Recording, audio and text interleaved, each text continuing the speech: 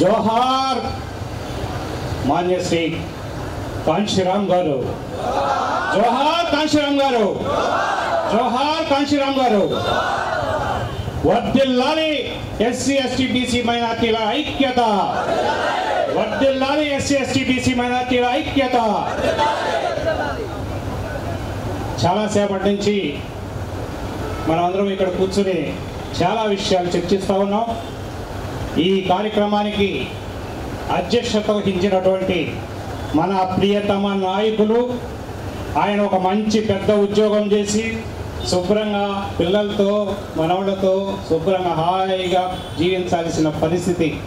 అటువంటి వాడు కొన్ని రోజుల నుంచి, కొన్ని సంవత్సరాల నుంచి, కొన్ని నెలల నుంచి ఎంతో తపన పడుతూ ఈ కార్యక్రమాలు నిర్వహిస్తూ ఉన్నారు. ఈ పార్టీని పెడతా ఉన్నారు.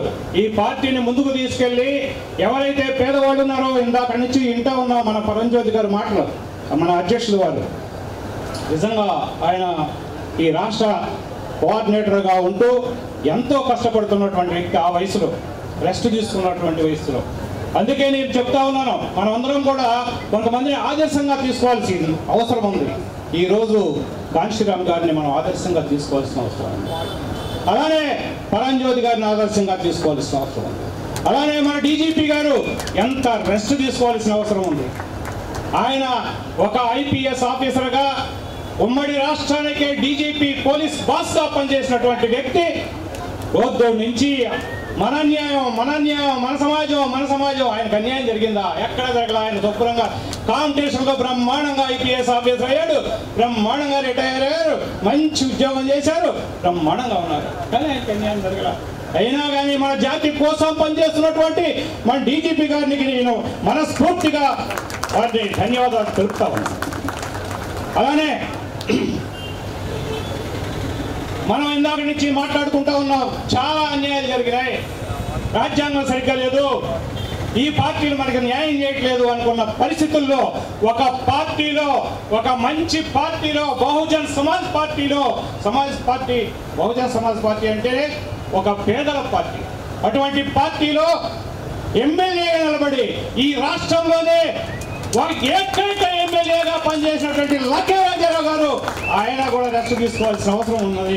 అటువంటి పరిస్థితుల్లో వీళ్ళందరూ కూడా ఆయన తీవ్రమైన ప్రయత్నం చేస్తూ మనందరి కోసం, మనకు జరుగుతున్నటువంటి అన్యాయం కోసం వాళ్ళు రాజ్యాంగంలో ఉన్నటువంటి ఉద్యోగస్తులుగా పనిచేస్తూ, ఎమ్మెల్యేలుగా పనిచేస్తూ, రాజ్యాంగంలో జరుగుతున్నటువంటి అన్యాయాన్ని సహించలేక మన సమాజానికి జరుగుతున్నటువంటి ఈ అన్యాయాలన్నింటినీ కూడా మనం ఎప్పుడు దీన్ని అధిగమించగలము. మన సమాజం మా వయసు అయిపోతూ ఉంది, మన పిల్లలు కూడా ఇదే పరిస్థితి అనే దృక్పథంతో వాళ్ళు పనిచేస్తూ ఉన్నారు. అందుకే ఈ వేదిక మీదగా ఉన్నటువంటి ప్రతి ఒక్క వ్యక్తి మేధావే. అందరూ ఆర్గనైజేషన్లో పనిచేసిన వాళ్ళే, అందరూ పోరాటాలు చేస్తూ ఉన్న వాళ్ళే, పోరాటాలు చేసిన వాళ్ళే, ఇంకా చేస్తూనే ఉన్నారు. వయసు పెద్ద పడినా కూడా ఆవేశం, ఆలోచన. అందుకే ఈ వేదిక నిర్వహించిన పెద్దలందరికీ కూడా చాలా చాలా జిల్లాల నుంచి వచ్చినటువంటి మేధావులు, అలానే ఎదురుగా కూర్చున్నటువంటి పెద్ద మేధావులు అందరూ కూడా చాలా చాలా ఆర్గనైజేషన్స్ ఇక్కడ కుర్చీలు చాలక కూర్చున్నటువంటి వ్యక్తులందరూ కూడా అందరికీ నా మనస్ఫూర్తిగా నమస్కారాలు తెలుపుకుంటూ, నాకు సమయం లేదు కాబట్టి నేను ఈ సందర్భంగా ఒకే ఒక విషయాన్ని మేము ముందుంచాలనుకుంటా ఉన్నాను. ఈ రాష్ట్రంలో జరుగుతున్నటువంటి అన్యాయాలన్నింటినీ కూడా మనం చూస్తూ ఉన్నాం. ఈ రాజ్యాంగాన్ని పూర్తిగా మార్చాలనే పరిస్థితిలో ఈ రాష్ట్రంలో కానీ ఈ కేంద్రంలో కానీ ప్రభుత్వాలు పనిచేస్తూ ఉన్నాయి. అవి ప్రజా ప్రభుత్వాలు కాదు, మన ఓటుతో గెలిచిన కార్పొరేట్ సంస్థలు.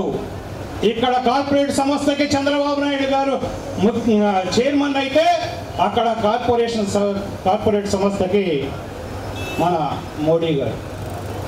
కార్పొరేట్ సంస్థల్లో ఏముంటుంది? వాళ్ళు చెప్పిందే వేదం, మొత్తం వాళ్ళు దోచుకోవటమే తప్ప లాభాపేక్షే తప్ప రెండోది ఉండదు. అందుకే ఇప్పుడు జరుగుతున్నటువంటి ప్రభుత్వాలన్నింటినీ కూడా ఇందాక నుంచి చెప్తా ఉన్నారు. మన అసలు పరంజ్యోతి గారు అయితే ఎన్ని భూములు ఆక్రమించుకున్నారు, ఎక్కడెక్కడ జరుగుతూ ఉంది. 78 సంవత్సరాలలో స్వాతంత్రం వచ్చిన తర్వాత ప్రతి దళితుడు, ప్రతి బీసీ వాడు ప్రతి నిమిషం కూడా మోసపోతా ఉన్నారు. ఈ రాష్ట్రంలో, ఈ దేశంలో ఉన్నటువంటి ప్రతి భూమిని కూడా వాళ్ళే ఆక్రమించుకున్నారు. ఈ రాష్ట్రంలో, ఈ దేశంలో ఉన్నటువంటి సంపద అంతా కూడా వాళ్ళ చేతుల్లోకి వెళ్ళిపోయినాయి. ఒక్కొక్కడికి 1500 ఎకరాలు, ఒక్కొక్కడికి 2000 ఎకరాలు, ఒక్కొక్కడికి 3000 ఎకరాలు. వాళ్ళు ఇష్టం వచ్చినట్టు తీసేసుకుంటా ఉన్నారు. ఒక్కొక్కడికి 1,00,000 కోట్లు.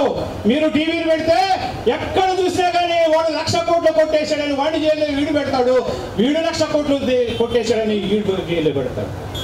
ఆ విధమైన 1,00,000 కోట్లు, 10 లక్షల కోట్లు, 20 లక్షల కోట్ల డబ్బు మొత్తం కూడా ఒకే చోట ఒకే వ్యక్తుల మధ్య ఉంటా ఉంది. దీనంతటికీ కారణం మనమే. నేను ఒకే ఒక విషయం చెప్తా ఉన్నాను, వీటన్నింటినీ కారణం మనమే.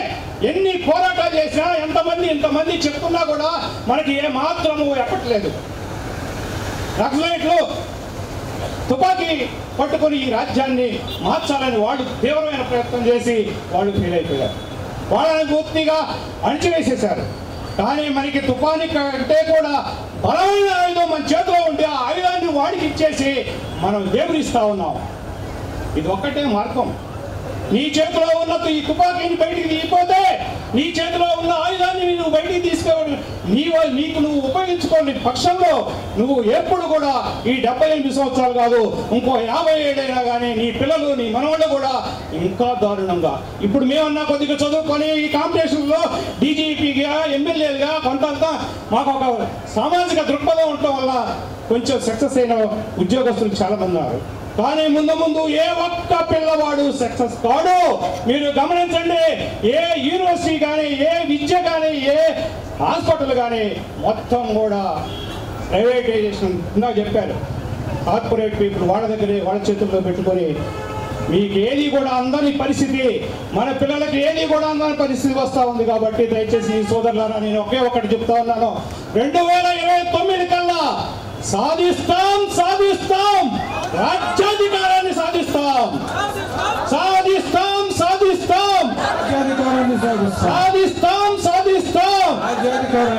రాజ్యాధికారాన్ని సాధించటమే ఏకైక మార్గం అని నేను చెప్తా ఉన్నాను.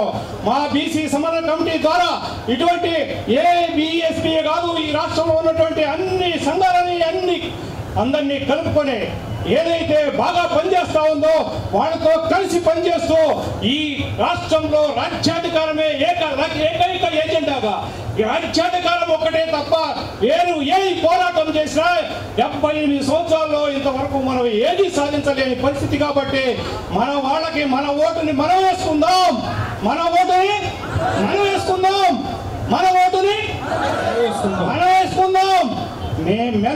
మనమెంతో మనకంతా. మొత్తం ఈ రాష్ట్రంలో ఇందాక సార్ చెప్తా ఉన్నారు, రిజర్వేషన్స్ ప్రకారం ఇంత వస్తుంది అంత వస్తుందని. రిజర్వేషన్స్ ప్రకారం 100% మనకే రావాలి. ఈ రాష్ట్రంలో ఓసీ ఒక ఎమ్మెల్యే కూడా ఉండటానికి వీల్లేదు. ఎస్సీబీసీ ఎమ్మెల్యే ఉండాలి. 175 నియోజకవర్గాలు, 25 ఎంపీలు కూడా మనమే గెలవబోతా ఉన్నాం. గెలుస్తాము, 29కి కంపల్సరీగా గెలుస్తామని మనం చేసుకుంటూ ఈ విధంగా మీరు కొంచెం మన వాళ్ళందరికీ కూడా ఓటు వేసే విధంగా మనం పూర్తిగా మార్చాలనే ఆ మైండ్ సెట్ మార్చుకునే విధంగా ముందుకు వెళ్దామని మనం చేసుకుంటూ ఈ అవకాశం ఇచ్చినటువంటి పెద్దలందరికీ, అలానే ఈ ఏఐపిఎస్పి ఏదైతే ఉందో ఇందులో పనిచేసుకున్నటువంటి ప్రతి ఒక్క వ్యక్తులకి, ప్రతి ఒక్కరికి అందరికీ నేను నా పూర్తి సహాయ సహకారాన్ని అందిస్తూ నేను కూడా ఈ ఆర్గనైజేషన్కి, ఈ పార్టీకి పూర్తిగా మద్దతు తెలుపుతూ నాకు ఈ అవకాశం ఇచ్చినటువంటి పెద్దలందరికీ కూడా నమస్కారం తెలుపుకుంటూ సెలవు తీసుకుంటాను.